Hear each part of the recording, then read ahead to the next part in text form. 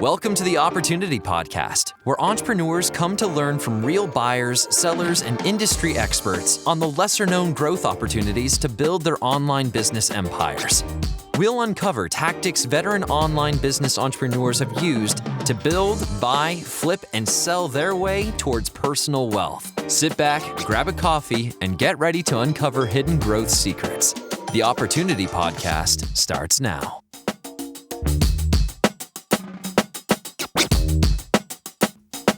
Hey everyone, welcome back to the Opportunity Podcast, your go-to resource for hidden growth opportunities throughout online business.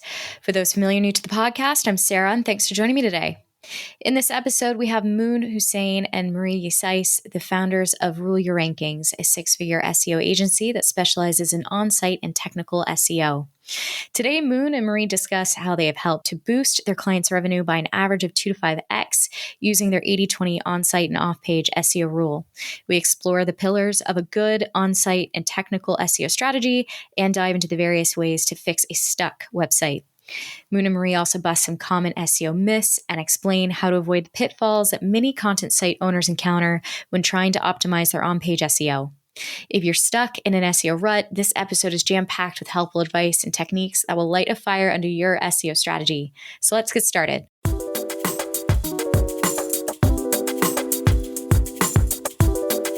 Hey everyone, welcome back to the Opportunity Podcast. I am really excited to be joined by today's guest. We've got a dynamic duo on the show with us today. We've got Marie Ysais and Moon Hussain. So Moon, Marie, how are y'all doing today?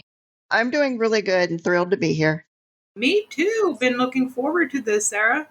I know. Well, I'm super, just happy to have you guys on. Thank you so much. I know that we've been talking about getting you guys on for a bit. I'll admit to just being totally creepy and kind of watching you guys from a distance in this space. So having you on in real life today is going to be cool. And now I can ask you all the burning questions that I've been having. So this is good. Sounds good. Awesome. So I understand you guys both have your own kind of crazy stories and how you got into SEO. So I would love to know, and maybe, kick me off here, Marie, help me understand, if you didn't get started in SEO, how in the world did you make your way there? Well, I actually made my way here with an app development company. And the app development company I was co-owner with at the time needed SEO. And I ended up hiring and firing about 3 to 4 different large SEO firms. And with firing each one, I realized, one, nothing was happening. We weren't getting the leads. So I kind of decided, since I had already hired and fired so many, that I would just learn it and bring it under my wing. And that's kind of what started the whole thing. And I ranked the app development site, did really, really well. The only problem is I liked SEO more than app development. I love that. I mean, this is just like a total offshoot thing. Is that just like a personality thing, or you just felt inclined towards SEO? Because I feel like, I was talking to someone on my team recently and I could tell this person was just like, she's a fixer. The window is broken. She's going to try no matter how hard to fix it. And I was like, man, if my window is broken, you will not find me trying to fix that window. So I don't know if that's you, if you're just kind of a fixer person, or you're just like, hey, wait a minute, I'm hiring, I'm firing, but I'm actually, this SEO thing, that's pretty cool. I wouldn't mind fixing that. I don't know. That's just totally off the top of my head, but thought about it. It is. So I am a fixer. So I really enjoy when someone's having an issue with SEO, like coming in, figuring it out, and then fixing it for them. But I also like the thought process behind SEO, and it's more of a mathematical problem for me. So I like that I had to think about it. I had to solve issues. It was just using a part of my brain that I enjoy using more than any of the other careers that I was in. I like that. That's cool. Well, I definitely want to talk to you more about that math, the science, sometimes the art behind SEO, because everyone's got their own perspective. And I know that you guys have definitely got your own spin on it. Before we get there, Moon, all right, so I don't know if you started in SEO or how you gravitated your way there, but walk me through, how'd you get to where you are today? Okay, I'm still stuck on the flattering way you introduced us by calling us a dynamic duo, which is great.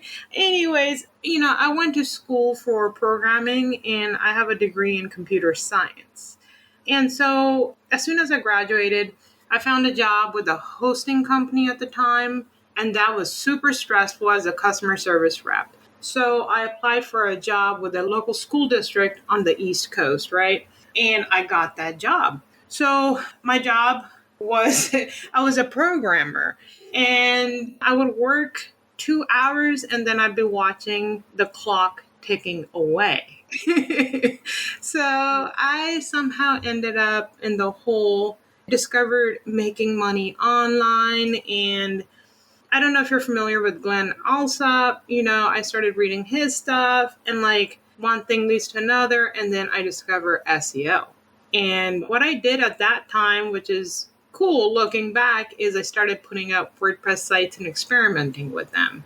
So that was my start to it. And 4,000 years later today, it really is an addiction. It's a lot of fun, to be honest with you. In our spare time, like once we're done with our work, Marie and I are always talking about, how one of our sites is doing or what's something new we're testing out, stuff like that. So that question that you had, personality types that are more geared towards it or whatnot, I don't have a definitive answer, but that's a good question. I definitely think that some of that really plays into it, into being an SEO or a solid SEO anyway. Yeah, I mean, I like the way you said it. It's a bit of addiction. And I think that's probably the best recipe for success with your job. And I guess not taking it towards like an unhealthy route, but just wanting to do it, wanting to tinker with it, wanting to get better at it, and actually enjoying that process. Such a beautiful thing to have. And I can see how, granted, I'm an outsider to SEO, but I can see why it's got that allure, So very cool that you guys have kind of landed on it just in places. It sounds like it suits both of you. I do want to ask, granted, you guys are working together today. So maybe just walk me through, and for people who don't know you, what are you doing over at Rule Your Rankings? Well, we're doing a lot of SEO. So Rule Your Rankings, we actually founded in 2018. Moon and I met up. So she had her SEO career. I had my SEO career. And we actually met up because I actually purchased something from her a long time ago. I think it was something really, I don't know, like a blog post or something. And then I just kind of liked her style. So I actually friended her on Facebook, and she then waited a full year to accept the friendship. Oh my gosh. A full year. And so a year later, when she accepted it, I thought, wow, I mean, she's really aloof or, something. So when she finally did accept it, she sent me a message and we kind of chit-chatted back and forth a little bit. And with that, within, I think, 6 months of meeting, Rule Your Rankings was formed. Yeah, and Marie likes to drag me through the mud with that story, but it is true. It takes me a little time to warm up to people, but I do like remember a whole year. Yes, it can. But once we started talking behind the scenes, the chemistry was just there. We were just having a blast comparing notes. And, this was at a time when everyone was super focused on backlinks in around that time, 2017 and 18. And we realized we were making these on-page, on-site SEO tweaks and getting great results. And it was just kind of weird because like no one's talking about it, right? Like, is it us? Is it them? What? But, all these Facebook groups, they were also selling backlinking services, right? So it was a natural thing for them to say, oh, look, I built links and we sell them, right? But when we started comparing notes, it was just super cool. And then, we're like, okay, well, maybe we can start a group. And then, okay, what are we going to focus on? And it was just natural to say, okay, well, we'll focus on on-site SEO because that's what we're doing, right? So, yeah. Yeah, it's so interesting how I feel like I love getting SEOs on the show because that everybody's going to be focusing on something ever slightly different. I mean, there's no kind of one way to pin down SEO, and there's obviously a lot of strategies. And the fact that you guys bonded over this shared feeling of, is it just me or is the thing that I'm doing and the thing that I like, I think in SEO, actually a good thing? Because no one's talking about it. They're all congregating over here. Are we crazy or are we just on to something? Yep. Yeah. Right. And at first, it can feel intimidating to say it out loud, like, I'm getting really good results, with Yeah. doing on page or on site, because everyone else was so focused on backlinks. But we realized the importance of on page and on site SEO. And it was really cool to meet someone and to be able to talk about it and be giddy over it, frankly. You know what I mean? So that became our focus. Okay. Well, I do want to ask you about that because, from my research, it sounds like you guys do this kind of like 80-20 approach when it comes to SEO. Can you walk me through what the philosophy is behind that 80-20 approach and how you're doing, on-site versus off-site?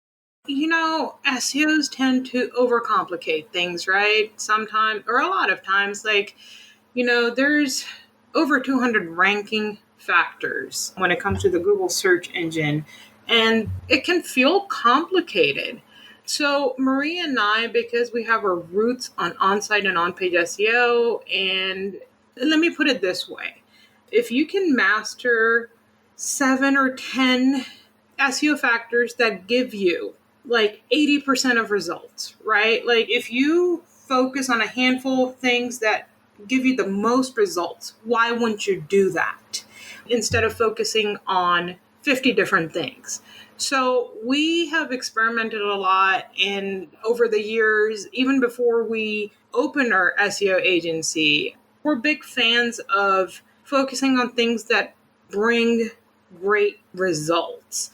Yeah. So, like, we've tried to focus on what brings the largest results the quickest. So, in SEO, everyone's notorious for doing like 1,000,001 things to every single website every single time. And I just couldn't stand that type of system. I just thought it was too chaotic for me. So, what we did was started nailing down what was giving us the biggest results at that time so that we could really just kind of cut our work in half or more at the time is what we were doing. Now, it makes it easier to train a team if you have a smaller system. If you have a team and you're trying to teach them 1,000,001 things to do every single day, it doesn't work for business, right? So we had to really kind of combine everything and turn it way down so that we were still getting really big, good results, but we weren't doing the million things anymore. And that just so happened to be like an 80-20 type of split. And it just so happened that On Page won the race for us. So we concentrated more and heavier on what was actually bringing results in the shortest amount of time with the shortest amount of steps. I think it can't be understated, this approach of let me figure out what's going to move the needle the most in the biggest Mm-hmm. chunk here, if you will. Because I think, like you said, so many people get focused on how do I do 1,000,001 things? Or I'm doing 1,000,000 things, but I'm also fixated on this tiny nuance. It's like, it's not really moving the needle, but hey, that's my specialty, right? So I'm just going to drill down on it and, say that that's really is what is going to make a difference for the site. And then, lo and behold, it doesn't exactly happen. I think that probably happens quite a bit in the space. Everybody wants to have their little spin on it, but it doesn't mean that spin is actually going to really get those sites moving. So the That's fact right. that you guys found it sounds like a recipe, we'll get into that recipe and what that looks like. But I love to hear that was your approach because it's like, what is it? See the forest through the trees. Did I actually say that one right? Yeah. I think I've messed up that phrase more than once on this podcast. So sorry to everyone out there. But, I wanted to ask you a little bit in the same vein of what we're talking about here, talking about just some of the basics and what in your eyes are the pillars of good on-site technical SEO, because I find that when I ask someone a really straightforward question like this is where I get like the most diverse answers. You know what I mean? Right. So, see, Marie, how about you kick me off? Yeah. Yeah. So I think the most important that if you don't get this step right, it's just not going to work. And the most important is just being able to audit the site that you need to work on and figure out what's holding that particular site back. So there's a lot of factors that you have to cross off. You can take a look at a site, but they're all slightly different. But if you can take a look at the site and run an audit, that will tell you this is the trouble spot within that site. You then know how to maneuver and what to do to get the site really good ranking. So the most important part for us is determining what's causing that site not to do well. Yeah, I really like that. Because I mean, it's, again, I think this is where people get lost, right? It's like, well, if they're not really focusing on the actual problem, it's like, here's my strategy. Yep. You slap it on, Yep. hope it works, hope it sticks. Yep. Yeah, which I'm sure you guys see all the time. Yeah. And so our approach really is we don't come up with a strategy until after we've audited the site and we've taken a look at the important factors that we've known to hold sites back. And once we have that, then you can come up with a strategy. So each strategy is slightly different. Each site is always different. And the work that's been done on the sites before us is always different. And so if we're not able to determine, what is going on with the site, then there's no way we can just slap a system on it and hope or cross your fingers that it works. So our goal is not to just go through the steps, but to actually determine what that site actually needs and then developing a campaign around that. Awesome. I'm really excited to talk to you guys about the concept of stuck sites. That fascinates me because I know you guys are kind of working with sites that are facing problems all the time. And again, this is me, my outsider hat on. Maybe this is me with my non-fixer personality, right? Because like when things are stuck, I'm like, oh, well, it's stuck. I'm going to try to get it unstuck. But, facing that wall is just not fun. Whereas you guys are like, hell yeah, I got a wall. I'm going to climb it, which I love. So talk to me about that. What does a stuck site look like? And what challenges do stuck sites face when they're trying to become unstuck? Oh my God. This is a good one. So stuck sites almost have the exact same backstory. I'm on the bottom half of page 1, or maybe I'm in 5th position, or sometimes even on the 2nd page of Google.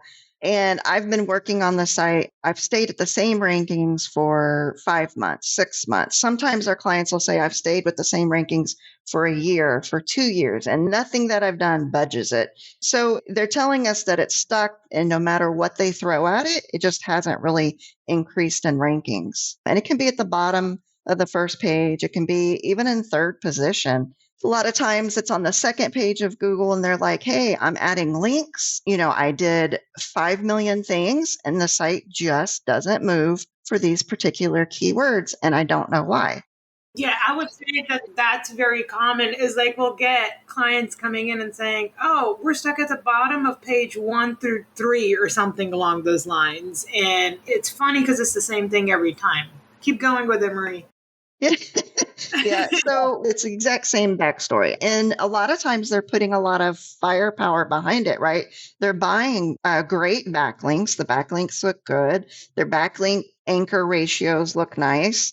And they just keep telling us the same story, even though I continue to throw backlinks at it or I continue to push other aspects of the site. No matter what I do, it just doesn't budge. And so that's the same backstory that a lot of people will give us, and they'll kind of alert us that, okay, we're dealing with a stuck site. And really with stuck sites, you have to determine what's holding it back. So there's no one simple little approach that works. There's actually many approaches. So really for us to determine it and get that site unstuck, we really have to figure out why it's stuck. And if you can't figure out the why, you're not going to be able to get it unstuck. So that's really why we talk so much about audits. And, when we start working with a client, we have a large research phase. We just don't dive into a site and start making changes right away because really we have to research, we have to take a look at it, we have to figure out what's causing it. Now, I can say that one of the largest causes of a stuck site is often keyword cannibalization, where they have targeted many different pages with the same keyword. So that can be like one of the really big factors, but we have seen sites that aren't cannibalizing. So I'll go with that for one of the factors and see if Moon wants to add in. I totally disagree, Marie. No, I'm just kidding.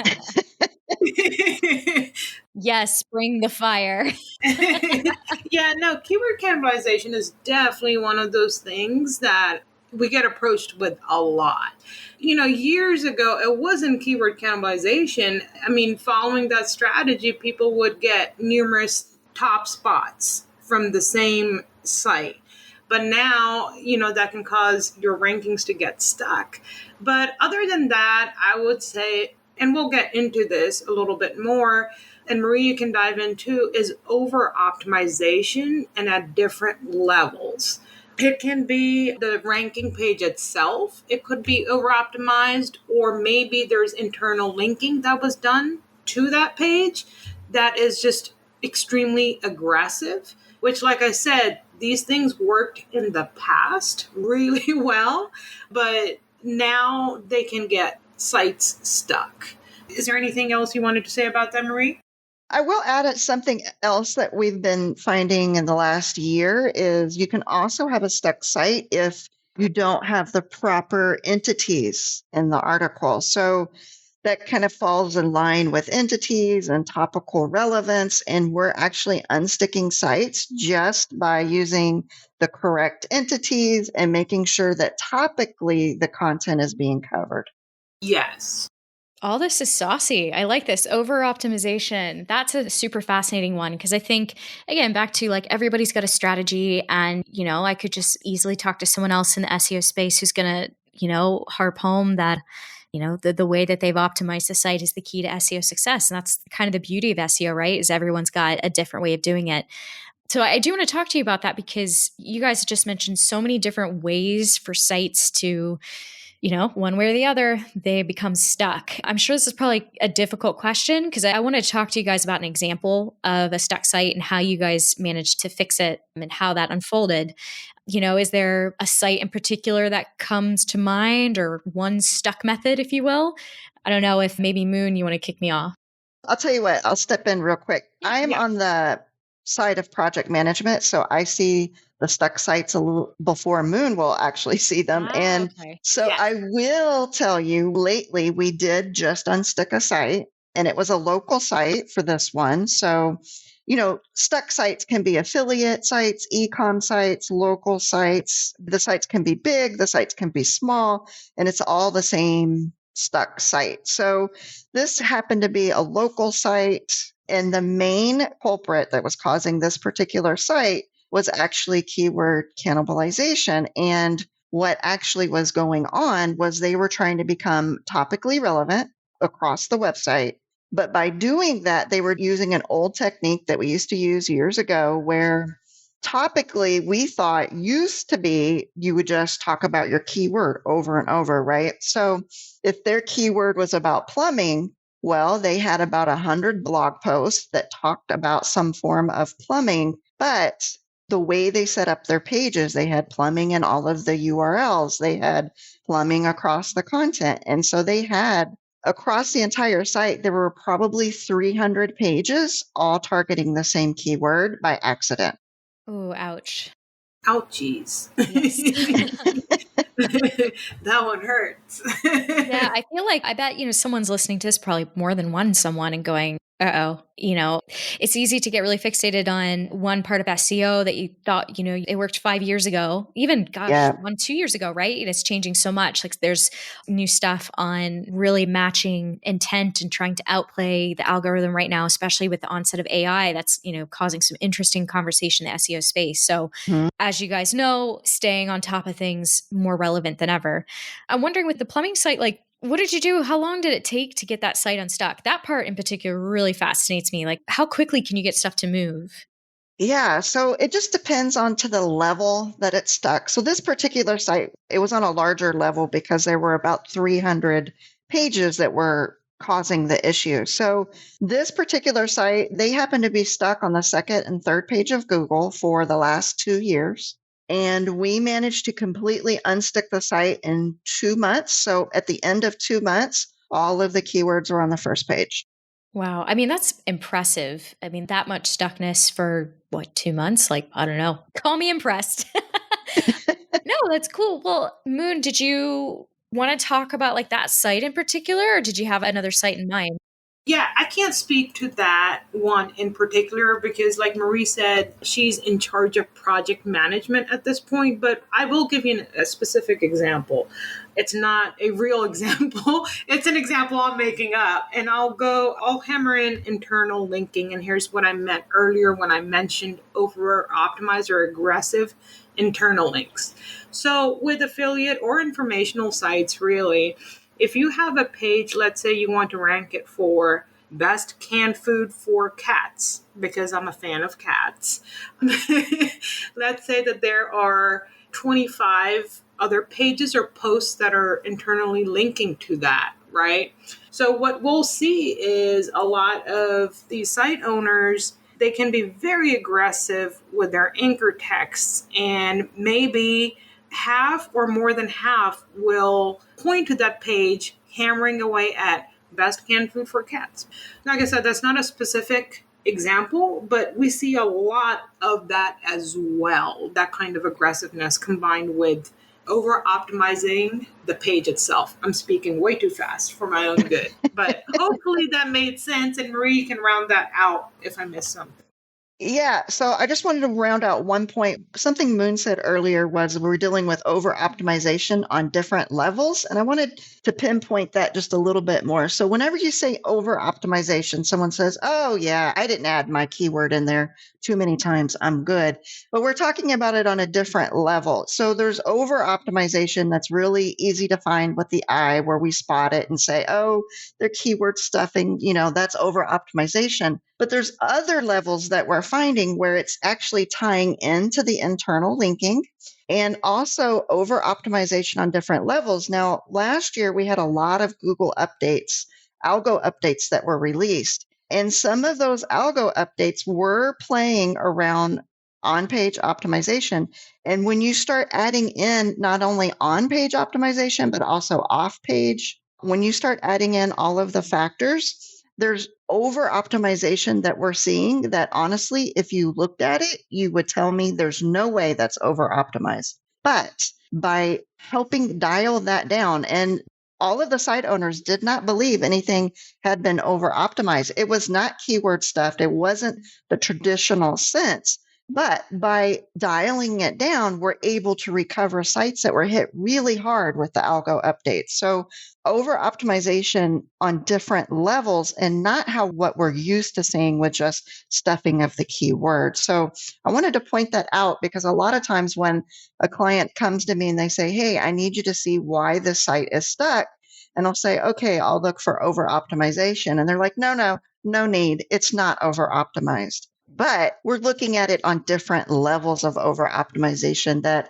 your eye really can't see unless you're tying in all of the factors and then combining the factors to see if you're over optimized or not.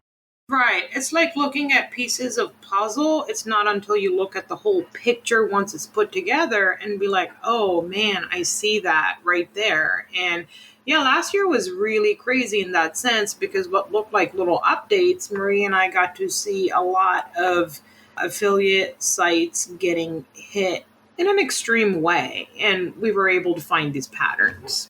Well, I mean, talk to me about that, because you guys have just both hit on some really, hot button issues, which is all the myriad of ways that a Google algorithm update can take you down. So you experienced that last year, and I'm curious, how did you guys navigate that? And what are the ways today that you look at trying to minimize the risk of being affected by those algo updates?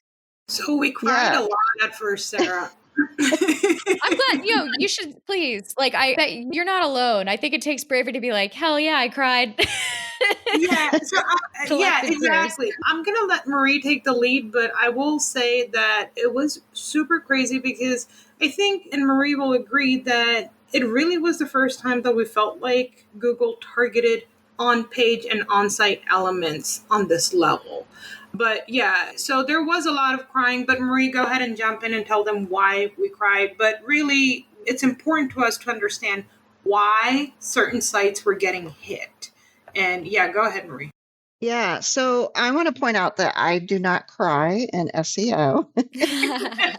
My personality is more about just getting in there and testing as much as I can to figure it out. So to me, it was like a nice puzzle that was handed over. But the bad part was we have clients that are website investors. One of our clients just bought a handful of sites and then sent them to us to be worked on. That week that he sent us the sites and said, hey, these are the sites, they were hit about a week later with one of the Google updates. And he cried a lot, because it looked like the sites he had just purchased all got hit.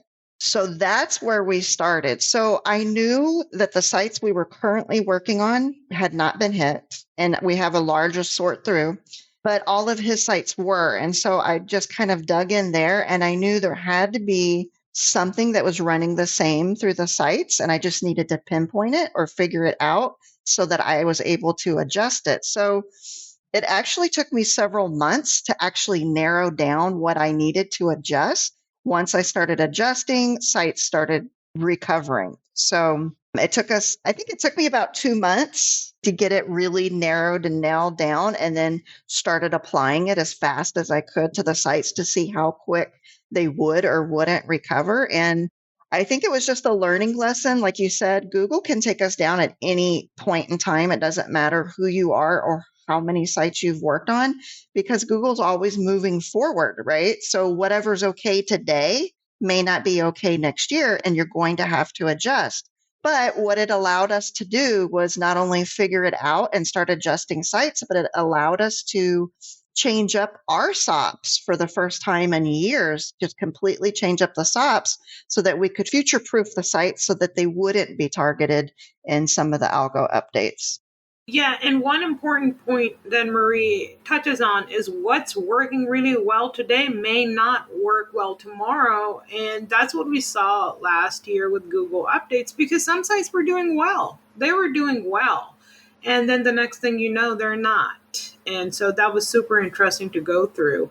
And Marie didn't cry as much as I did. I will give her that. I'll give you that, Marie, okay? But we did have a lot of tacos and chocolate. We did. Okay. Yeah.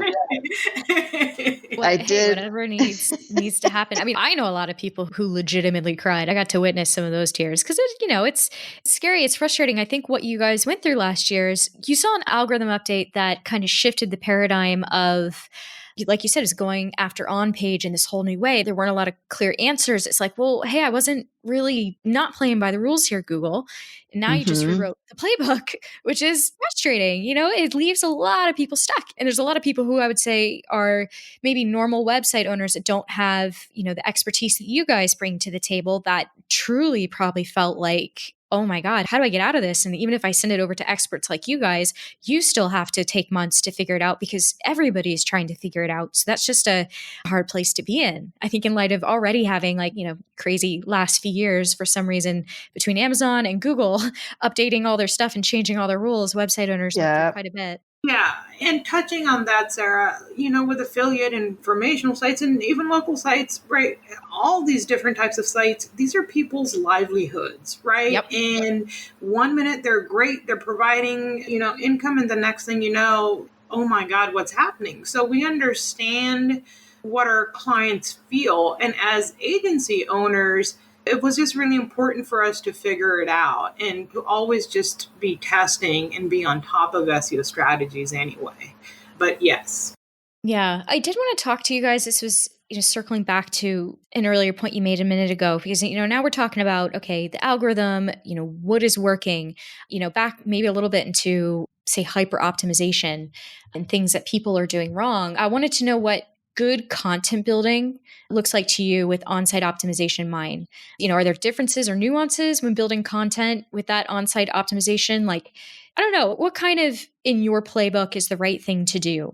I'll let Moon take this one because she's a little bit more hands-on with some of the content, and she has some really good ideas behind it. And then I'll fill in if she gets into trouble. Yeah, so I'm going to say some fancy things here, and Marie's going to help us flesh it out. So topical relevance site-wide, creating site-wide topical relevance while also doing it for each page you create. And that sounds really fancy, but let's dig into it, Marie, without causing keyword cannibalization. Yeah, so that's the thing, is you have to add content that actually adds topical relevance site-wide and within the page. But then you're also having to make sure you're not targeting other keywords, which, by the way, happens all the time by accident. So you really have to kind of document and chart your way through your new content. And That's probably some of the biggest tips that we have is one, it has to be topically relevant, and understanding what topical relevance is within your niche is really important. So I will give you a quick example for local, dealing with the plumber site. I'll go back to that one. They were adding content that was like, how do you find the best plumber in Austin? How do you find the best plumber in Louisiana? And it was just typical posts that didn't really add anything topically relevant to the site. So I asked them to take a look at it a little bit differently where, yes, you're a plumber, but what tools do you use as plumbing? What items do you fix in someone's house or office being a plumber? And start focusing on what you're actually doing within that service, and you'll become more topically relevant. So for instance, for them, it was about, a pipe that was clogged or a kitchen sink that was clogged and using PVC pipe and different types of plumbing tools. So it's more about what they're actually doing and providing to help them try to get like on the right mindset of what is topically relevant. Yeah, and I can sweep in with maybe an example for affiliate. So let's say that you want to rank a page for, I'll use it again, best canned food for, let's make it interesting, senior cats, okay? So I'll put it this way. If you want that page to rank, it's going to be super helpful for you to come up with site-wide topical relevance, right? Like it would be cool if you articles on your site about that are focused on nutrition when it comes to cats, or maybe what vegetables cats should be having. And then you can also create topics around senior cats just to create that side-wide relevance. And what we mean by on-page topical relevance is that we have found, especially after last year, is that let's say you want to rank for best canned food for senior cats. So you've created site-wide topical relevance, but now you've got to have a very fleshed out page. And what I mean by that is you need to mention certain entities on that page. For instance, maybe the top 10 articles that are ranking talk about certain brands. Maybe they talk about organic cat food. Maybe they talk about joint pain in cats and how a certain canned food is more suited for senior cats. I mean, there could be certain entities that they talk about. Maybe Marie can come in if I've missed something, talking about site-wide and on-page topical relevance. No, I think you covered it really well. I think pinpointing what is topically relevant and what doesn't compete on your site is super important when coming up with content. Sometimes I find people are coming up with content that just really isn't truly topically relevant. And so that's where we tried to formulate it and, never want it to compete with other pages of your site or anything like that. So keeping those things in mind, it's a little bit easier to build content around it. And Moon came up with some really good examples for senior cats. I mean, you could even do diseases of senior cats and just anything that focuses along in the senior cat's life type of thing is an easy way of looking at it. Right. So you want site-wide articles on senior cats and nutritional needs, within cats. And then on the page that you want to rank, there are certain things you should be talking about. It could be grains, it could be rice, it could be carrots. I don't know. But yeah. Yeah, I think to what you guys are both saying, I appreciate that roadmap. I think that's super handy for everyone listening out there.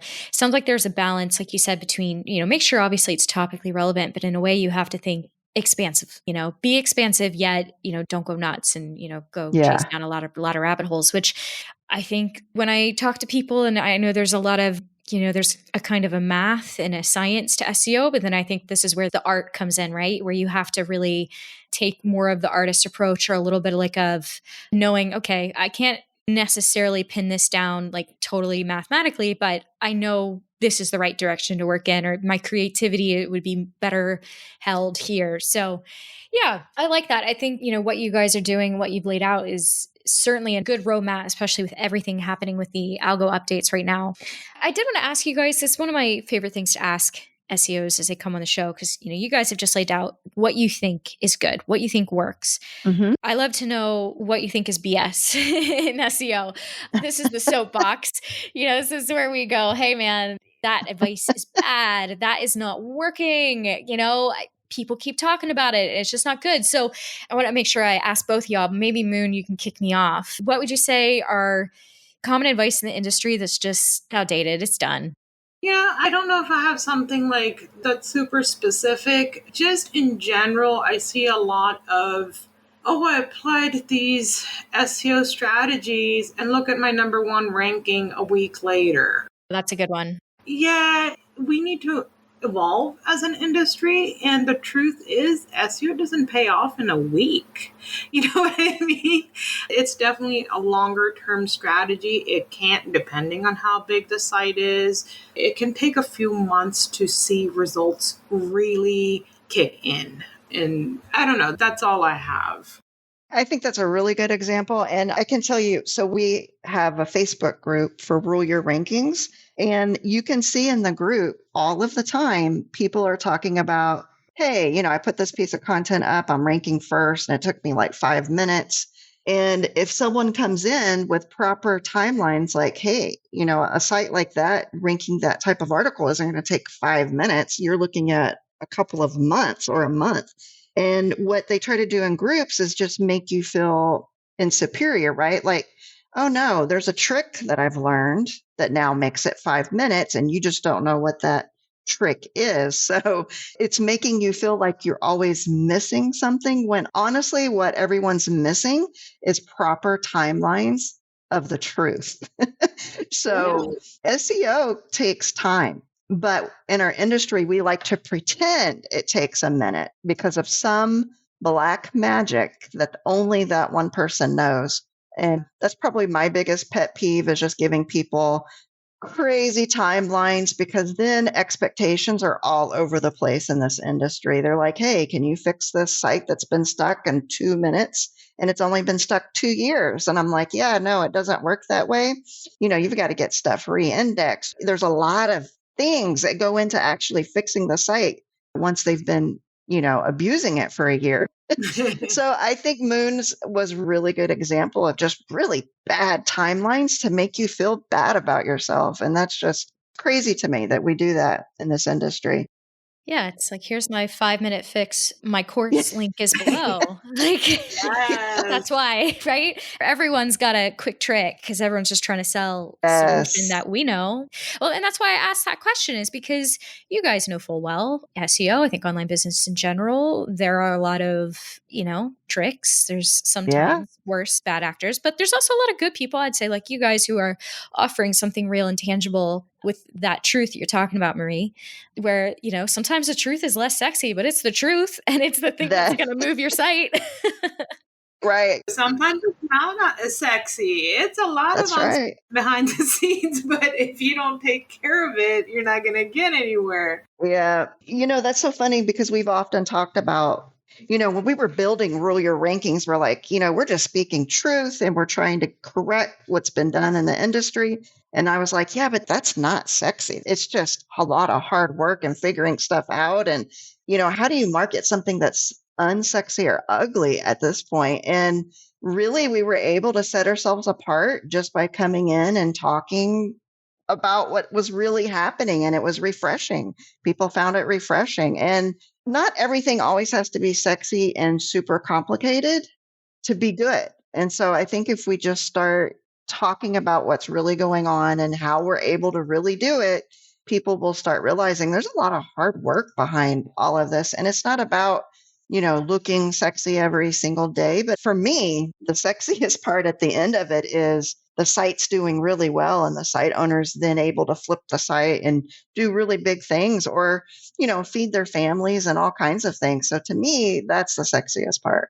I like that. I mean, you think about it, you guys are going up against a very powerful entity that is Google, and obviously sometimes Amazon if you have affiliate sites, every single day. And you're figuring out ways to be successful within the context of whatever that entity has decided. I think it's really easy to lose sight of the fact that we're kind of battling within a system that we can't always see or control.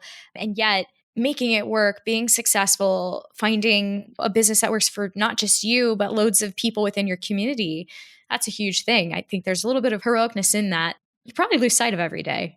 So I say, kudos. If you didn't put your superhero cape on today, I'm handing it over to you. I'll take it. Yeah, I think in light of everything that y'all just talked about, I would love to know if we're looking towards the future, really hard to guess, right? But where do you see it headed? And what are some of the things that people can do to stay ahead of the curve? I see us headed in the direction we've been headed, for a little while now. And it's just paying more attention to on-site factors. The algos are really starting to pay attention. So for me, we've continued to head in the same direction where on-page is becoming a little more intense. We're having to figure out a few more things because Google's catching on. And I just see it heading in the same direction that we've been heading in. And I think to future proof a site or to do better on the site, you have to start realizing what is actually moving the needle at that time so that you can focus properly within the site. Things change, and so should your approach to your site. Can I just take your answer, Marie? It's really hard to pinpoint it, but like last year, I couldn't have guessed that the Google updates would have been that dramatic, but they were, right? We're really, really moving into the whole entity-based SEO is, I think, where we're going. And I think that's going to play a very important role. So understanding how to set up your site in a clean way, covering site-wide and on-page topical relevance without, over-optimizing your pages. And I know I'm saying a lot of fancy stuff, but they all kind of go hand in hand. In revisiting some of the examples, like if you just compare from now to maybe 6-7 years ago, you could repeat the same key phrase 10 times and be in the top 3. Well, now you'll see that the first few top spots, sometimes we'll barely see a mention of the keyword or like twice. And so those pieces of content are very fleshed out. So we're there. I think it's going to continue evolving more, the whole entity-based and topical relevance SEO angle. That's a very good example, especially with that top example saying it's like you can't even see that keyword. Everything's a bit more nuanced. Mm-hmm. This is the conversation that I see unfolding kind of in and around this space that I find super fascinating. And also just an invitation for everybody to say, hey, you got to listen up and you got to be willing to change, like you guys just mentioned. So no, I mean, everything that you guys share today, super powerful advice. You've given, I know me personally, a lot of food for thought. So I want to thank you for coming on and kind of rolling out all of that good stuff. I usually like to wrap things up with just a couple rapid fire questions, if you're cool with that. Man, as soon as you said rapid fire, all I see is an automatic rifle coming at us. All right, let's do it. Let's do it. Let's see what happens. All righty. So maybe I'll kick it off with you, Marie. What are the best hidden growth opportunities within SEO? There's so many little hidden growth opportunities. It's crazy because honestly, whenever you think something's been overdone or done too much, really, it's probably not true. So it depends on how you're looking at it and what you're looking for. So for me, a lot of the hidden growth opportunities, I'm kind of in a different stage of my life where I have a family, I'm running 2 agencies, and I'm tired a lot of the time. So for me, some of the hidden growth opportunities has been, what can we do in this particular space to make a pretty big impact, but not take any more of my time because I have none left. So a lot of that is still a ton of opportunity with affiliate. There's still a ton of opportunity with SEO agencies. For instance, our particular agency, we focus with on-page, believe it or not. We don't offer campaigns with backlinks. We don't offer the typical campaign, and people are lining up outside the door to be clients. So I think if you're looking at the SEO agency space, you can look at it as to how you can stand out, and you would be better off, and not just offering the typical SEO campaign that every other agency offers. So When Moon and I first got started, we were laughed at. People actually in our industry laughed and said, there's no way anyone's going to pay you for just on page. That's ridiculous. But we went ahead and persevered anyway. And we have a thriving agency that's doing really well, offering packages that people said were ridiculous. So I encourage you to look in those areas. If I just say, oh, there's a lot of hidden growth in SEO agencies, people would roll their eyes because they're a dime a dozen. There's a ton of SEO agencies. But how can you make a different impact and offer something different than what everyone else is offering already? Oh, 100%. And you guys, I mean, as you said, you're such a great example. I love that you guys persisted and went through with it anyway, because you knew from circling back to what we opened up the episode with. You saw what was working. You felt a little crazy, but you said, you know what, I think there's something in this, and you did it. So I think kudos to you guys for following through on that. It's been a good ride. We did follow through and kind of went against the grain. I mean, people will still laugh and say there's no way, but now you can't really deny that we hit a segment of the market that just was being ignored. And if you can hit a segment of the market that's being ignored, you're going to do really, really well. Yeah. Totally agree. And Moon, what do you think? Are you kind of in that same realm, or is there some other hidden growth opportunities you see out there? No, I mean, it's a very broad question. And I think Marie explained it really well. There are so many pain points. You can think that the SEO industry is cluttered, but honestly, there's still so many pain points. Like a good example is us, because nobody was focusing on site SEO. And we thought, oh my God, is it us or is it them? Well, and here we are. So to take a specific example, providing content that is really well written, covers entities, and isn't keyword stuffed. It's super balanced. It's really hard to get very balanced content and to get a decent amount of it, right? So there's different things that you can figure out and really make a name for yourself. If you're a freelancer or a small agency owner, there's opportunity everywhere. There really is. Yeah, I appreciate you both bringing that to the table, because like you hinted at, there's a lot of people in this space going, there's nothing left to try. Opportunities aren't as good as they used to be. We're starting to get a little negative Nancy, I suppose. Yes. But it's not true, as you guys know. It's not true. So thank you. Thank you for bringing that up. It is. And Moon and I learned working together is really the only thing ever holding you back is yourself. That's it. There's nothing else. So you can continue to hold yourself back, or you can just kind of go for it and look for those opportunities. And as Moon said, the opportunities are honestly everywhere. You just have to open yourself up to going ahead and trying. Yeah, there's always room for improvement. I mean, why do we not sell backlinks? It's hard to do. It's hard to really find good backlinks sometimes, right? Especially if it tends to be in the groups and stuff. So I mean, quality backlinks, that's another pain point, but right. Yeah. I mean, seriously, I really do appreciate that advice. I think that is actually just super fitting for even where we are in the world right now. Just making sure you're primed to look for some of those good things out there and those good opportunities, because they certainly exist no matter what's happening. I would love to know what you guys are, I would say, your favorite tools or resources that can help people optimize their on-page SEO. And maybe Moon, you can kick me off with that. All right. So we've been using on-page AI. That covers a lot of neat things, including entities for us. It will show you what your page is lacking compared to the top competitors. And so when the Google updates happened and Marie was doing research, it was a very manual process. With larger sites, you can't sit there for 5 hours and try to figure out entities and this and that, right? You have a lot of pages to cover, you have a lot of clients to cover. So on-page AI is a really handy, dandy tool that we have found that does a very solid job. So we use it on our own sites, we use it on client sites as well.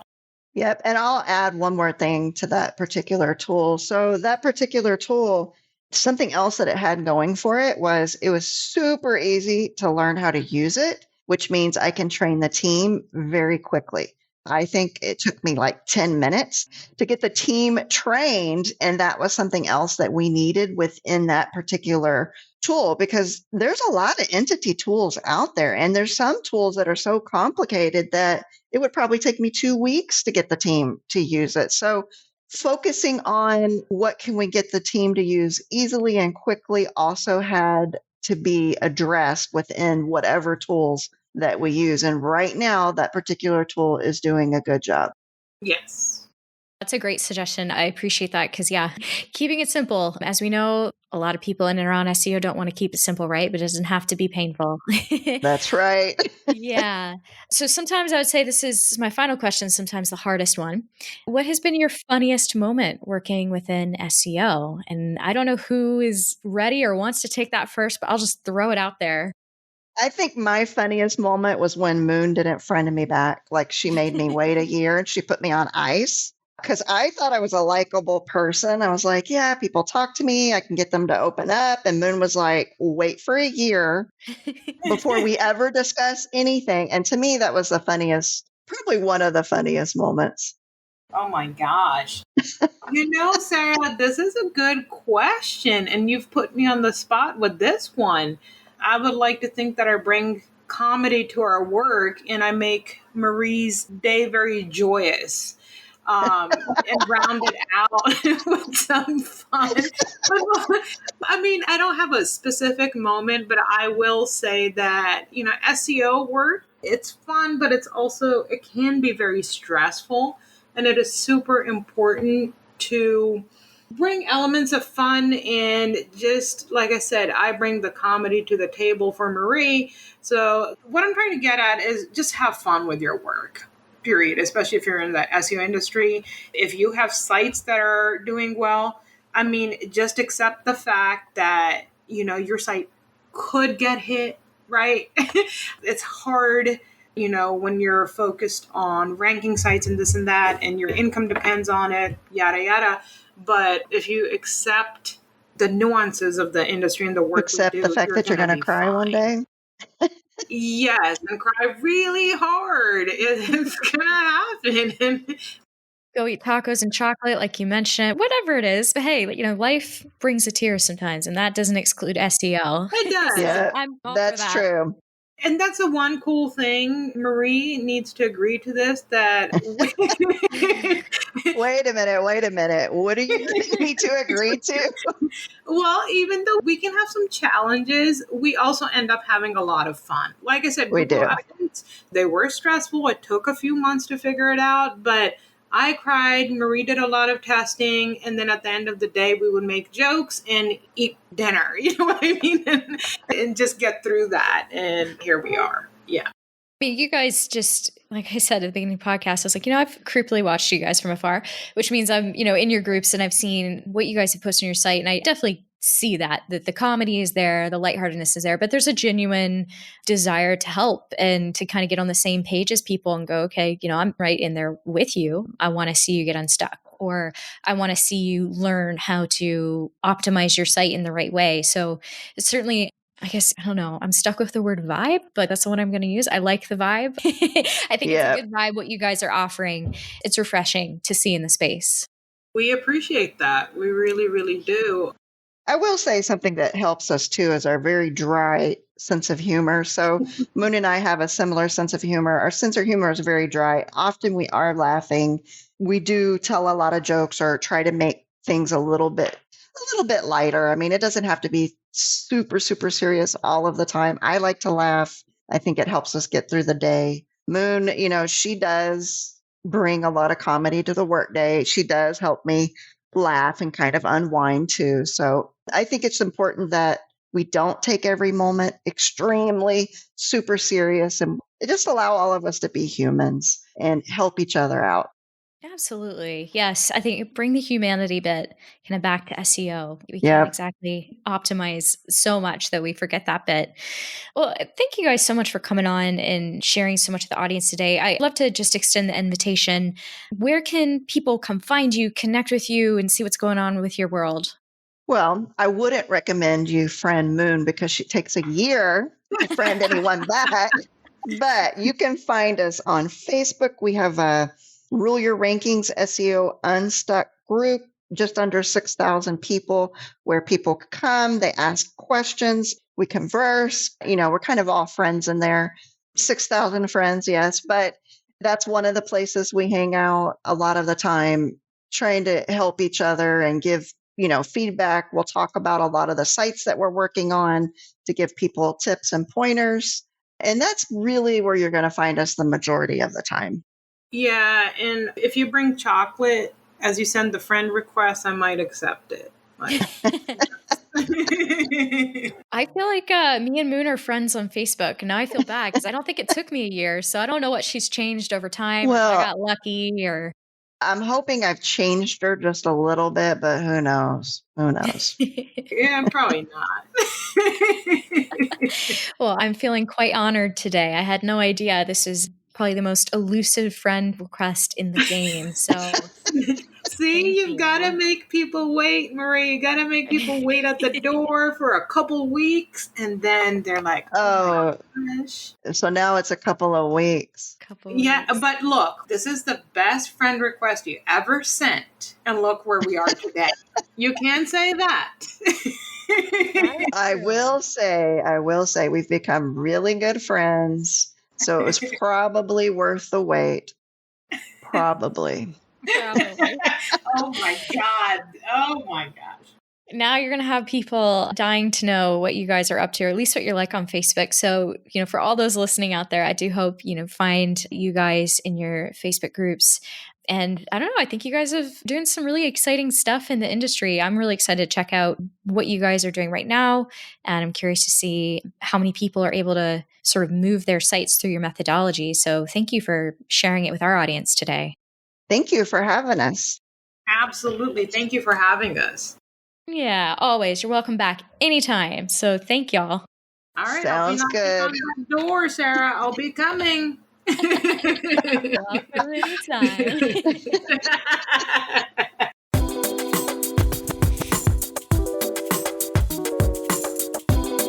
Hey everyone, thanks for tuning in. I hope you've walked away with a bit of new insight that'll help you in your digital entrepreneurship journey. If you enjoyed the episode and you'd like to help support the podcast, please share it with others, post about it on social media, or leave a rating and review. To learn more about businesses available for sale at Empire Flippers, click the link in the description or visit empireflippers.com/marketplace. Thanks again, and I'll see you next time.